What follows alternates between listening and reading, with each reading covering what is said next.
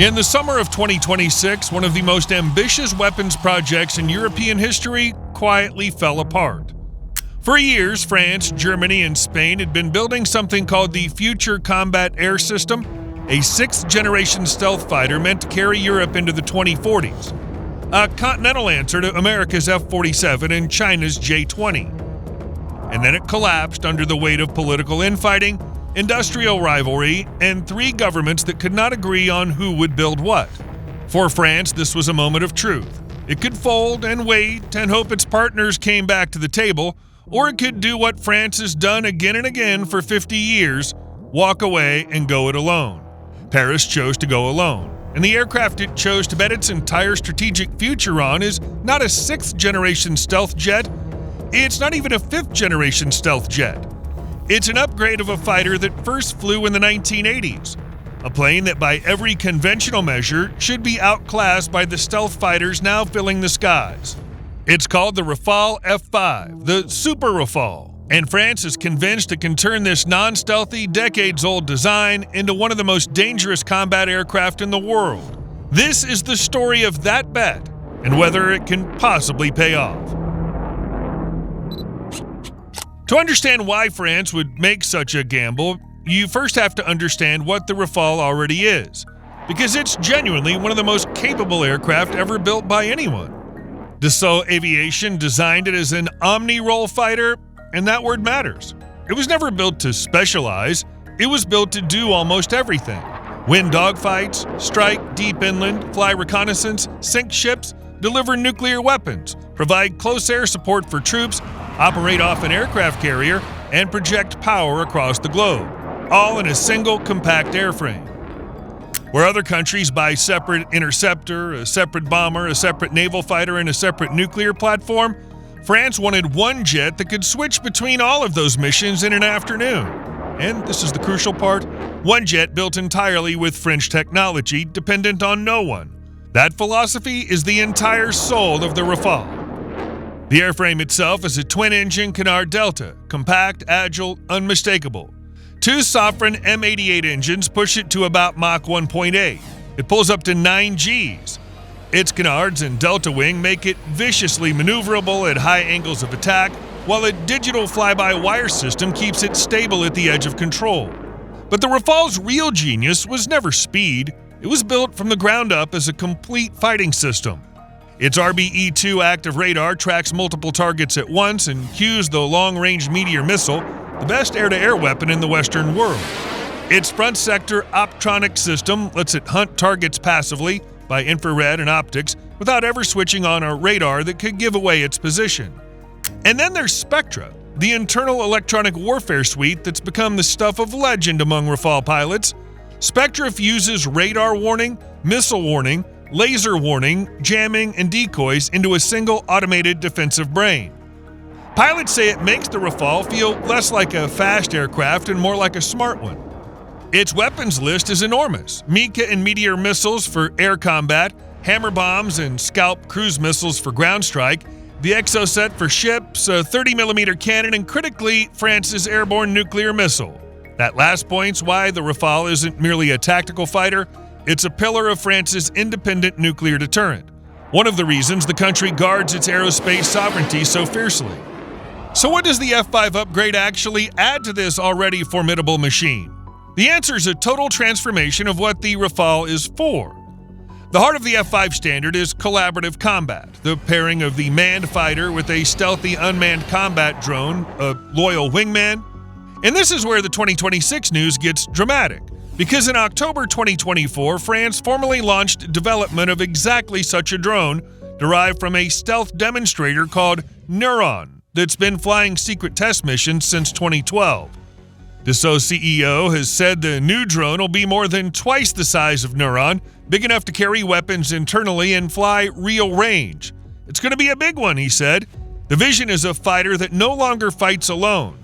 The Rafale pilot becomes a quarterback, commanding a stealthy robot wingman that races ahead into the most dangerous airspace, scouting, jamming enemy radars, hunting air defenses, absorbing the risk that used to fall on the human pilot.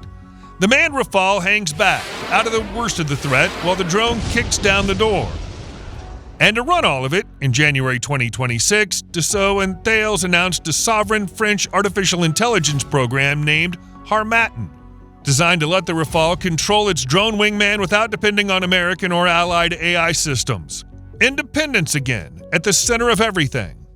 The F5 is far more than just a drone, though. It brings a new gallium nitride radar, the RBE-2XG, a serious leap in detection range and electronic attack power, an overhauled Spectra suite, new optronic sensors, conformal fuel tanks for greater reach, a more powerful engine, the M88 T-Rex unveiled at the Paris Air Show in 2025, and the crown jewel, the ASN-4G, a scramjet-powered hypersonic nuclear cruise missile being developed to fly at Mach 6 to 7 over a range beyond 1,000 kilometers, designed to slice through the most advanced air defenses on Earth.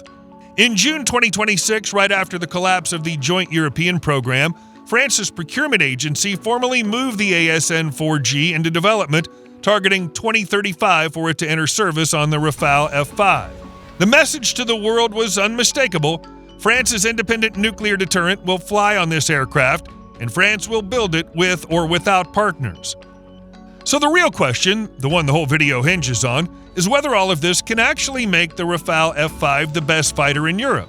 And the honest answer is, in some categories, yes, in others, no. Against the Eurofighter Typhoon, the Rafale is the more balanced machine, an integrated strike naval and nuclear platform with a carrier version the Typhoon simply does not have. And if the drone teaming works, a more future-ready one.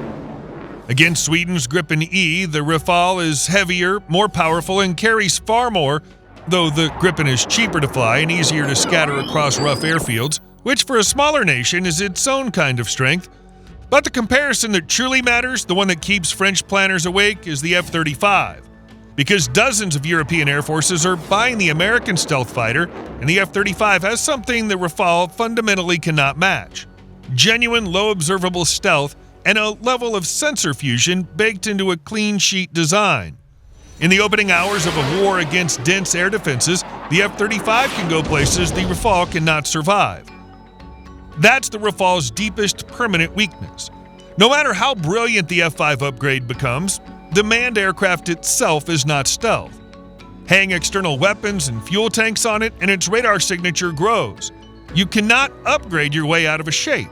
And here the story takes a hard, sobering turn that the marketing tends to skip.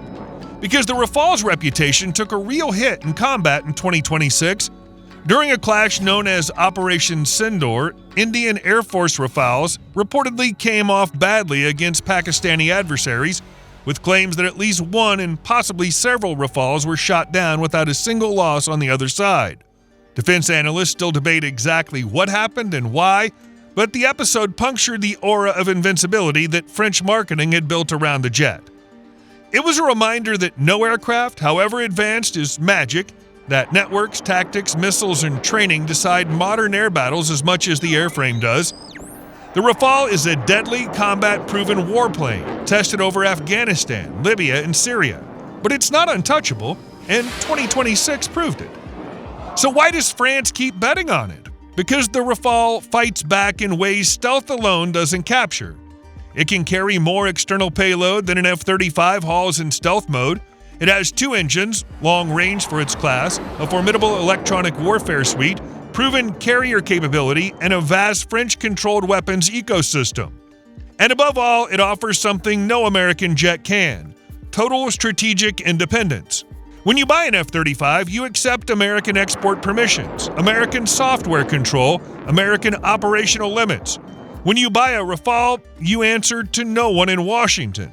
That single fact is why the Rafale has become an export juggernaut, bought by Egypt, India, Qatar, Greece, Croatia, the UAE, Indonesia, and Serbia, with sales that surged dramatically after the F4 upgrade. A backlog of hundreds of aircraft, and a French factory racing to build them faster than ever. The jet that France built alone after walking out on a European fighter consortium back in 1985 is now outselling the very aircraft it walked away from.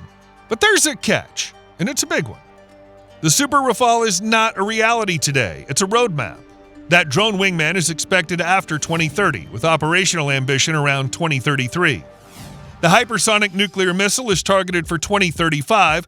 The full F5 standard enters service around the start of the next decade at the earliest.